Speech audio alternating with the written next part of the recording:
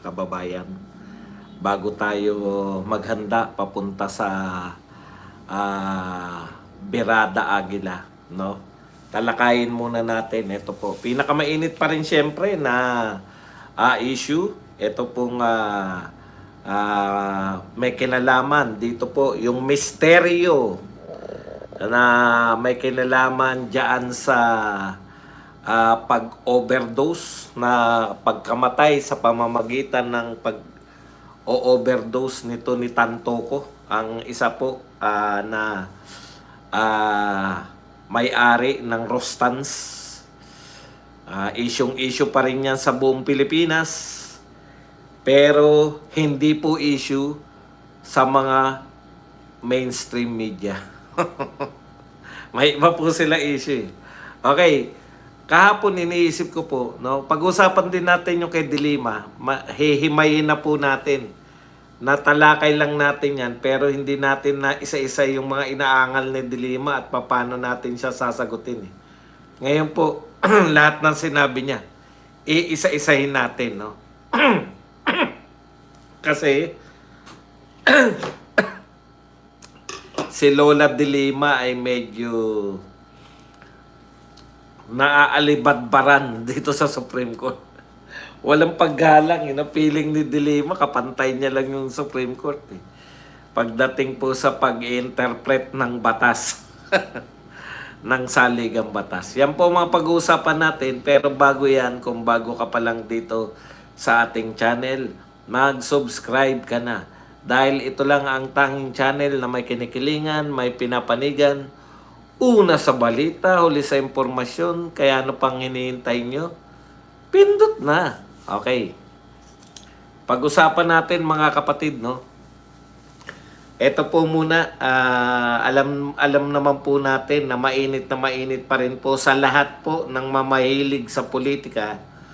Mainit pa rin po itong kamatayan, no, ni Paulo Tantoco at yung bagong labas na opisyal na pahayag doon sa LA ng cause ng kamatayan, cocaine overdose, at saka na nagpalala yung kanyang kalagayan sa puso. Okay. So, alam po natin na ito po ay mainit na balita at hindi po nilulubayan ng lahat ng tao sa social media. Pero kapuna-puna po, nagperos ako. Nag-ano po ako ng mga mainstream media. Wala pong nagtatalakay nito, no? Talagang gusto po nilang ibaon sa limot. Iniisip ko nga kahapon, ano kaya yung gagawin nilang scapegoating o pandivert, no? Kasi alam naman natin na hindi yung nauna pa yung hindi pwede maging diversion yung yung ginagawa nila yung paghagilap ng buto ng mga sabungero. Kasi nauna pa sila maghanap ng buto. Anyways, biglang bumulaga sa akin ngayon etong balita na may kumu-question sa pagiging dual citizen di umano nito ni Gibo Teodoro. Nakagyat naman ding sinagot, no? Ito katakataka rito, no? Kaya palpak. Kung ito po yung pang-divert nyo, una, wala kaming pakialam.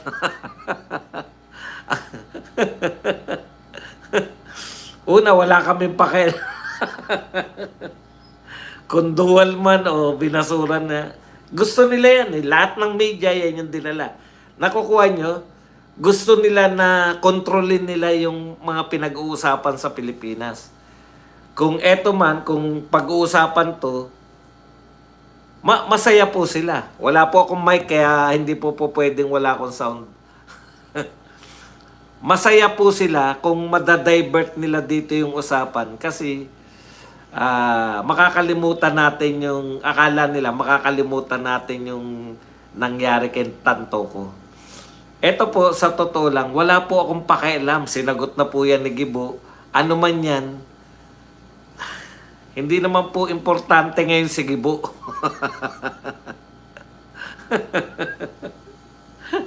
Hindi po kami interesado ngayon kay Gibo. Isa lang naman ang tanong dyan, tatanggalin nyo ba si Gibo o hindi? Malamang hindi. O di punta na tayo rito sa tunay na issue. Wala naman po mangyayari dyan eh. Di ba? Gusto po nila yan na pag-usapan natin si Gibo. Hinihintay ko rin si Auntie Claire, wala din. No? Wala rin po siyang problema dun.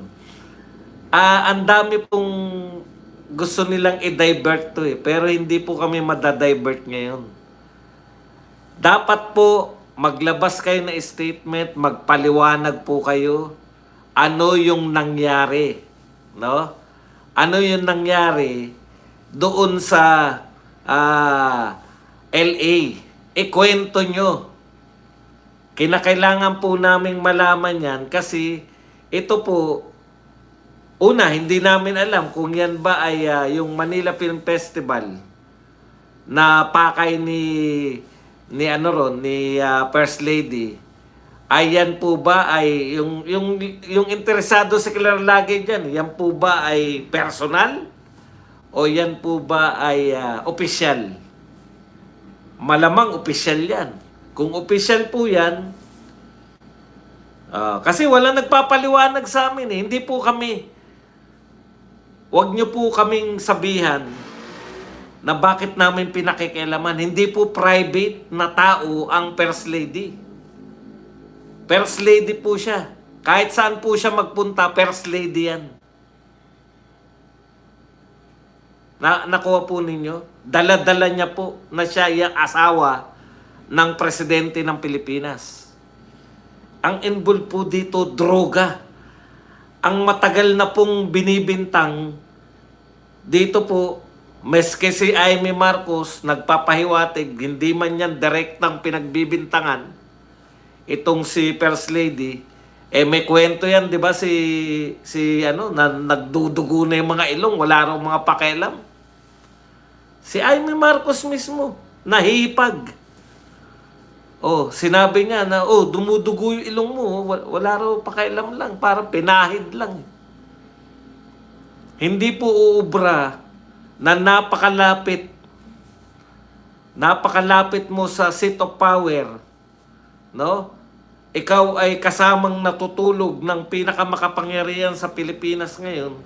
Hindi po uubra na pwede nyo sabihin private affair yan. Hindi po private affair yan.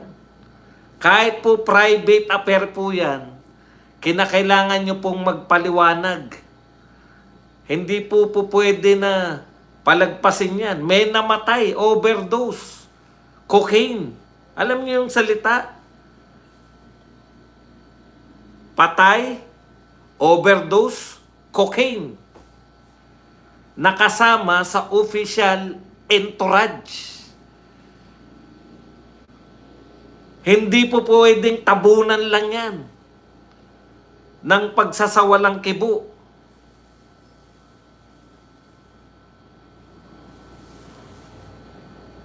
Di po ba? Sama-sama kasi, media, wala nang binabalita ang media, wala nang follow-up.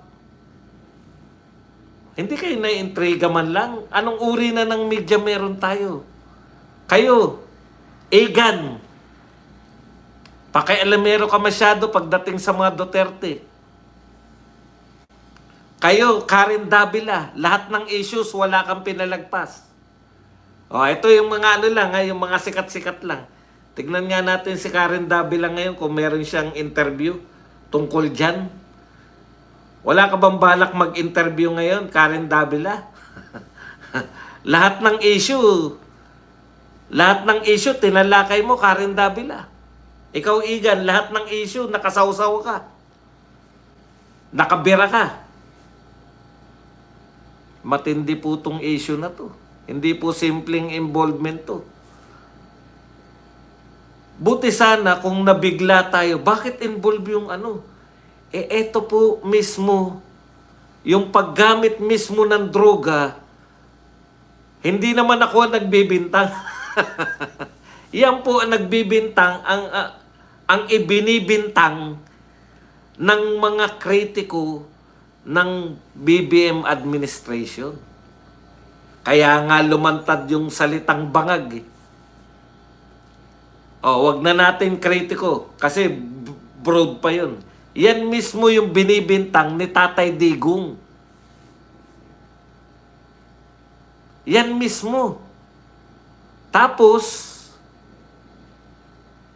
sa ibang bansa pa, nangyari. Hindi niyo po pwedeng sabihin na nagkataon lang yan o huwag na natin pansinin. Maliliit na bagay po pinapansin niyo. Pagdating sa mga Duterte, yung pagpayat ni Tatay Digong, ang dami yung paghiling ni Tatay Digong ng mga na magkaroon ng interim release. Yung pagsesara Duterte pinadidismiss niya yung confidential etong impeachment trial, impeachment complaint. Ang dami niyo po, lahat ng media, salita kayo na salita. Dito po wala. Ayaw niyong magsalita. No comment lahat. News blackout tayo. Tandaan niyo, sinabi na ni Tatay Digong yan. May bangag tayong Pangulo. Tapos mababalitaan na mismo doon, yung mga kasama niya doon sa ibang bansa, opisyal na kasama ng First Lady. Mayroong dito sa mga nababasa natin, hindi natin alam, hindi naman nila pinabubulaanan. Walang nagsasalitang media. Yung mga initial report na parang merong, hindi ko alam kung tama yung tawag na yun na cocaine party o gumamit sila ng cocaine doon sa party nila. May mga white, yung sinabi rin ni BP Sara, na white substances na hinihilalang mga cocaine. Hindi po pwedeng baliwalain natin lang to lahat. Magbulag-bulagan lang po tayong lahat. Ito na mismo yung dinideny ninyo ng mga followers na hindi po dinideny. Ito nga kaya nga tayo nananawagan kaya nga ang daming nananawagan ng hair follicle test. Dahil sa mga bintang na to, ito hindi na po to bintang. Kung ikaw yung pinuno nung grupo na yan, imposible namang hindi mo alam na nagkukuk yung mga kasama mo. Is either pabayakan leader or kasama ka ron. Kaya alam nyo po, ito, totoo naman yan. Pwedeng pag-usapan tong kay Gibo. Tumanggi na sa Gibo eh. Isa lang hawak kong passport. Tapos na yan. Huwag po kayo magpatrap dyan. Diversion lang yan. Idadivert lang. Ano po makikita nyo riyan? Tatanggalin ba si Gibo dahil dyan sa... Okay lang kung tinanggal si Gibo. Pero wala naman po, hindi yung papunta yan sa pagtanggal eh. Dito po tayo. Anong uri yung mga nakatira sa Malacanang?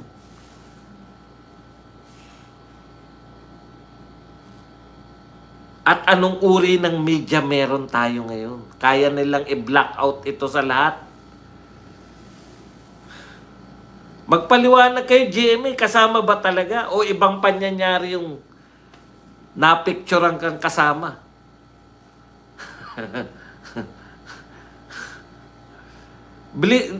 Actually, bina-blackout nila tapos nag-ano sila ng iba pang issue.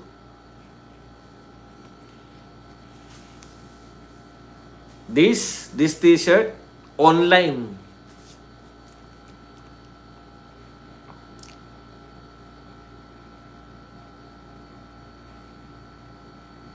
Never pa pong naganap ito sa kasaysayan ng Pilipinas na grabe, no? Okay. Punta na po tayo rito sa iba pang balita. Ito, malaking balita rin po to, ha? Ha? Kapit po kayo. Baka akala nyo yung ano lang po, ang malaking balita, yung kay Tantoco. Kapit lang po kayo. Ito po ang pinakamalaking balita ngayon. Involved po si PBBM. Kala nyo nalalakihan na kayong kay Tantoco? Mabibigla po kayo. Exclusive. Hindi pala exclusive. Breaking news. Ito po. Pangulong Marcos nanguna sa groundbreaking ng bagong Katiklan Passenger Terminal sa Katiklan Air.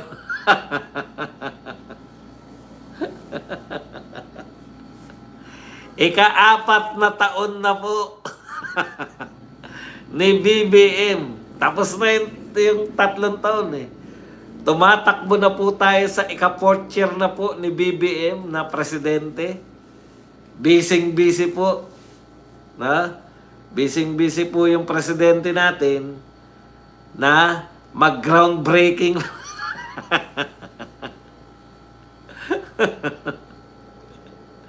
Groundbreaking. Pato.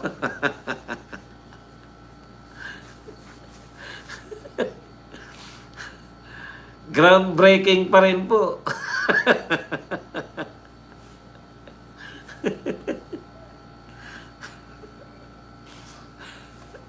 Kamuning Bridge. Sisimulan na. Groundbreaking. Sisimulan. Magkakagastos na naman tayo ng pera ron.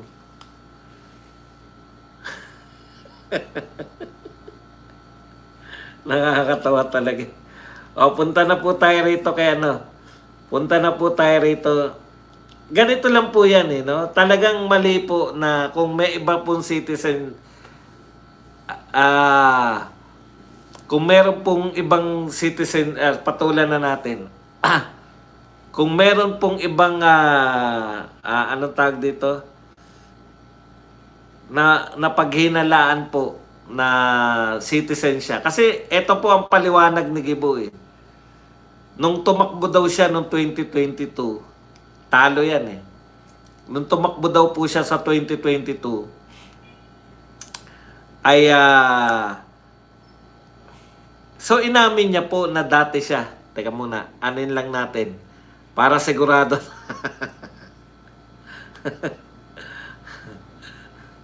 Para sigurado tayo.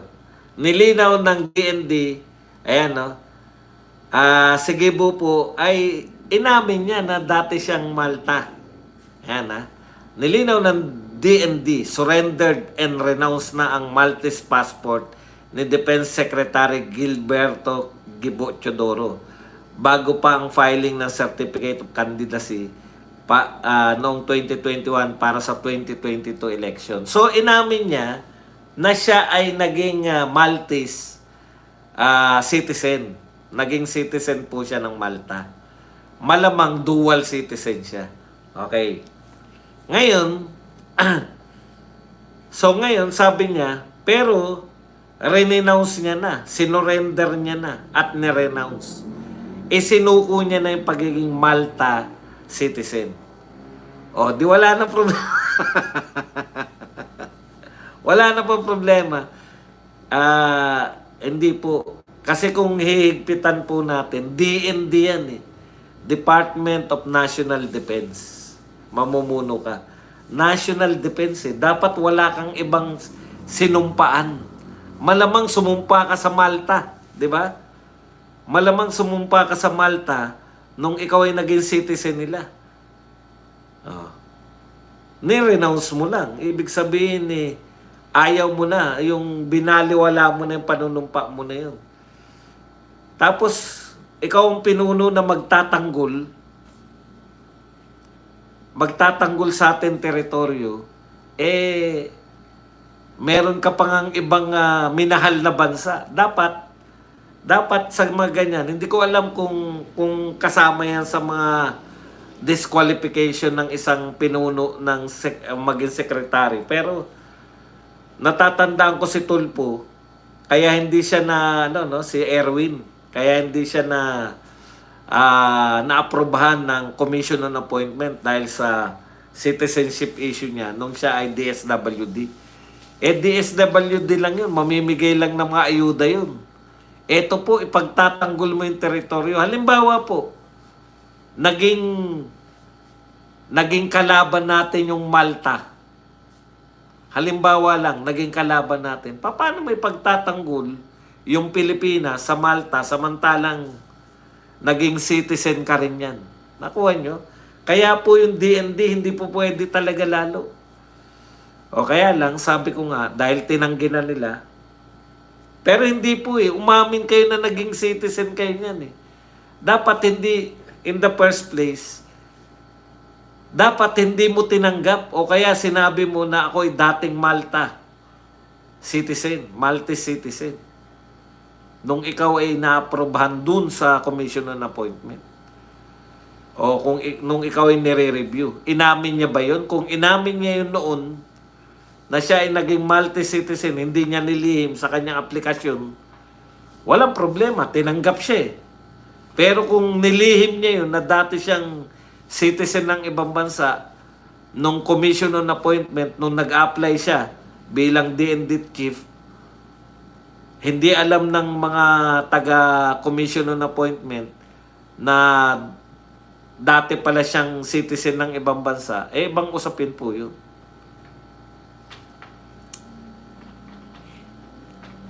Hindi po siya naging cabinet secretary ni Tatay Digong. Inalok siya ni Digong. Ayaw niya.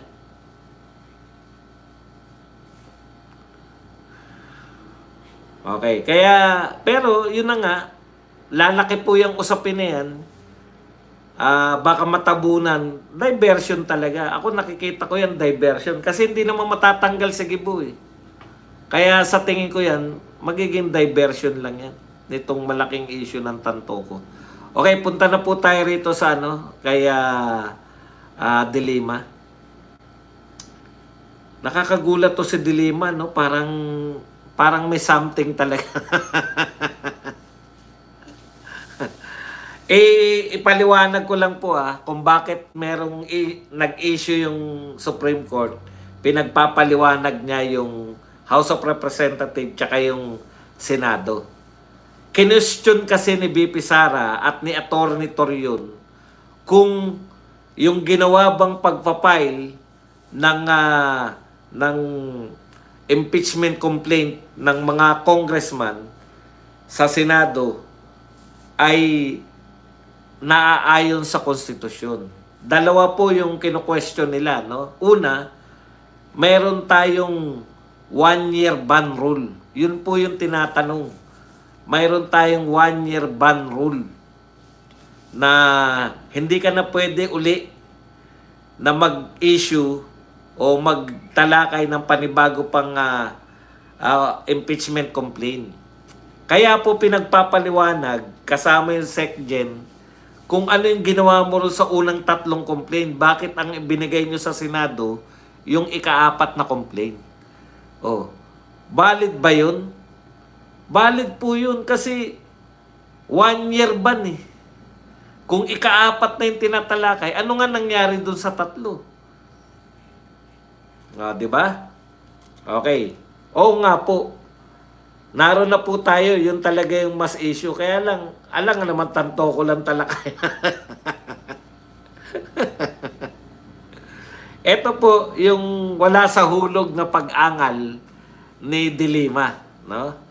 Okay, isa-isayin na natin Unang concern ni Dilima, pwede yang gawin dahilan ng Senado na out of judicial courtesy sa Supreme Court para hindi maging moot and academic ang mga issue raised in those 2 petition. Hindi mo na sila gagalaw at hihintayin ang final resolution ng mga petition na yan. Okay, tamo? Umaangal kaagad si Dilima sa perceive niyang gagawin ng Senado. Iniaangal na niya. Sabi kasi ni Dilima, pwedeng gamitin yan, yung Supreme Court na yan, na wag muna tayong mag-trial kasi hintayin muna natin yung ruling na Supreme Court. Ibig mo sabihin, tinututulan mo na hindi pa ginagawa ng Senado. Di ba? At magugulat ka, Dilima. Sana nakikinig ka kay Marcoleta. No? Ano bang i-delay ang pinagsasabi yung anong delay? Ang sinasabi ngayon, Dilima, ang sinasabi ngayon ni Marcoleta, ni Senator Marcoleta, mayroon pa bang impeachment? Ano yung pinag-uusapan nating impeachment? Tapos na yung 19th Congress. Oh. Yun eh. Anong sinasabi niyong delay? Wala nang delay dahil panibagong kongreso na to. Kung gusto niyo magkaroon uli ng impeachment, mag-file uli kayo ng panibagong reklamo. Sige, punta pa tayo sa mga sinabi niya, no? Hindi mo pwedeng tutulan yung hindi pa ginagawa ng Senado. Ang sinasabi niya po kasi, baka gawin ng Senado ganito. Pero kaya ngayon pa lang siya tumututol. Ito pa ang kanyang mga sinabi. Doon sa mga hinihingi ng Supreme Court, halos wala sa Senado, more sa Kamara. I am very concerned about that. Kita nyo, pag tanga kayo, no? Oo kayo kay Dilima eh. Okay. Sa mga hinihingi daw na Senado ay ng Supreme Court, bakit daw mas marami yung hinihingi sa mga congressman kaysa sa mga senador?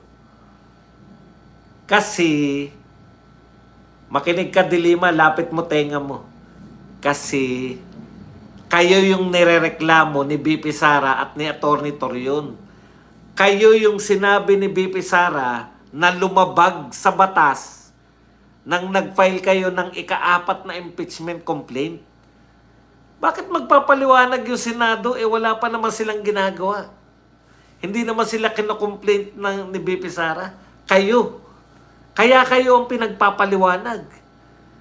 Di ba inuna ko na nga, nakabase to sa question ni BP Sara kung naaayon ba sa saligang batas ang inyong mga ginawa. May naiirita ba? Huwag niyong tanggalin para mairita lang lalo.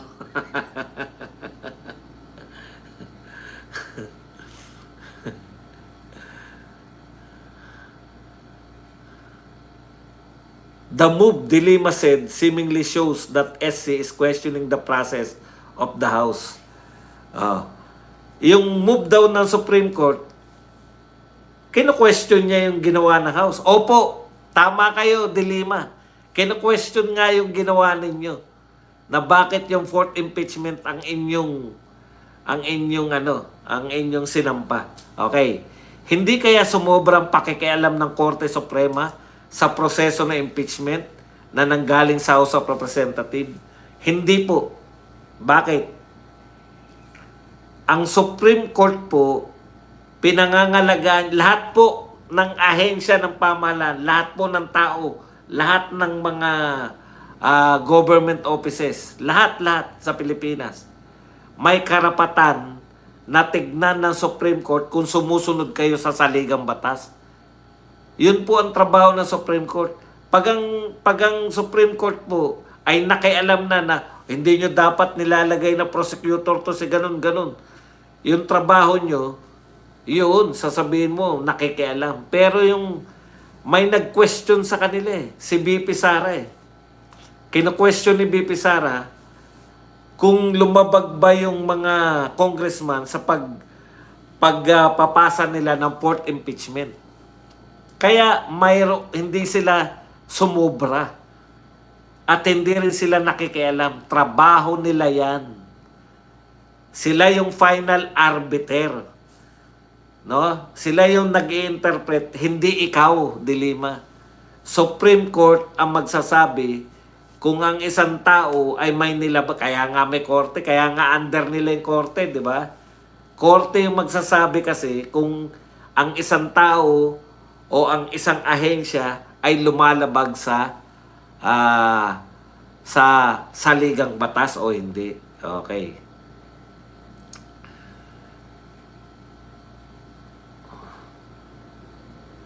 Ano pa mas sinabi ni Dilima? I think malinaw yon na hindi lumabag. Sino may sabi nun? Malinaw daw sa kanya na hindi sila lumabag. Siyempre, alam ka naman sabihin mong hindi kami, di ba? Tuloy natin, ha? I think malinaw yon na hindi lumabag. Pwede lumabag kung halimbawa yung first complaint ay ni-forward. Kita mo, mali pa yung ano mo, ni-forward. Finorward. Agad sa speaker. Linagay agad sa order of business at nirefer sa Justice Committee. So yung masusunod na complaints, hindi na pwede. Yan nga yung kino-question. Bakit hindi finorward agad? Kita mo yung sinasabi mo ngayon?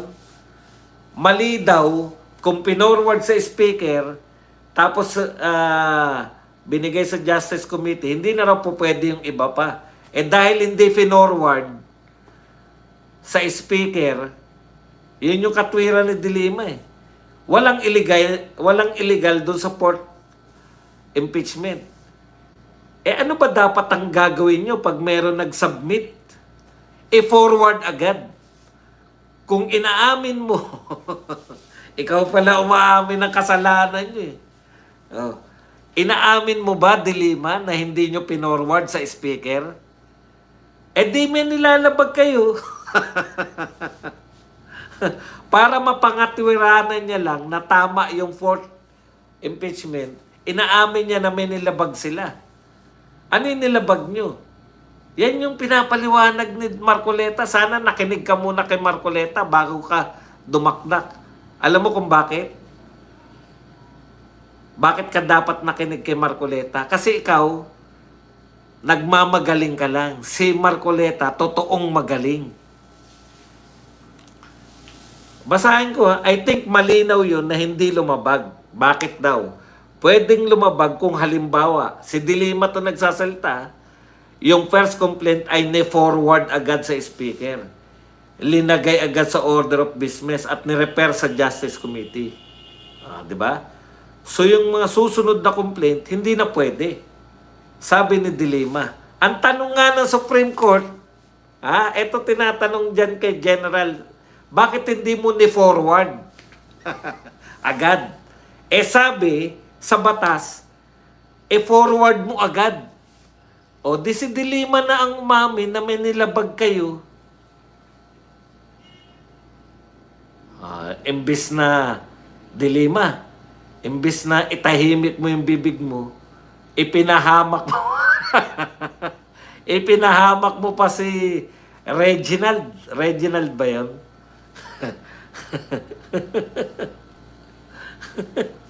Pinahamak mo pa yung mga kasama mong congressman eh. Inaamin mo pa ngayon na may paglabag. Okay, yan lang po ang ating topic. Magbigay naman tayo ng pagkakataon para sa inyo na makapagtanong, makapagbigay na reaksyon. At higit sa lahat, pwede po kayong magpakape. Iyan.